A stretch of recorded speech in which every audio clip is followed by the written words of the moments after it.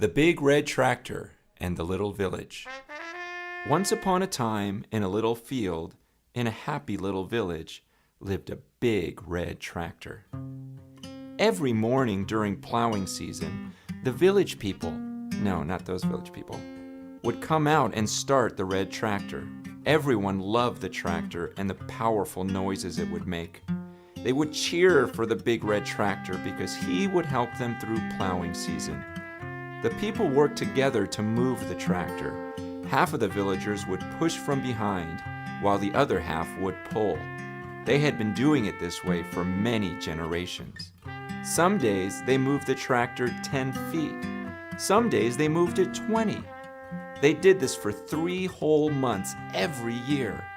Because of their hard work, the villagers always managed to plow the field, just in time to plant, and just before the rainy season. The rains would come to water the field. Then the sun would come out to make the crops grow. And then the people would come out and harvest all the new crops. It was just enough food to feed the entire village.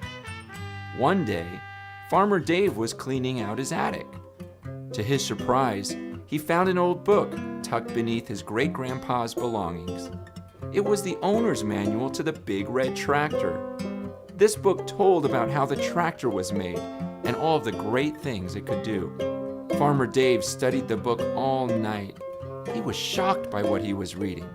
According to the book, if the big red tractor was running properly, it could plow the whole field in just one day. Early the next morning, Farmer Dave gathered the villagers to tell them the good news. But nobody believed him. "There's no way that tractor can move on its own," some said. One lady said, "It sounds like you're reading a fairy tale." The people laughed at him. This made Farmer Dave very sad. This didn't stop Farmer Dave from believing what he read. Every night, while the other villagers were asleep, Farmer Dave spent time repairing the big red tractor. One night, Farmer Dave fixed the tractor completely.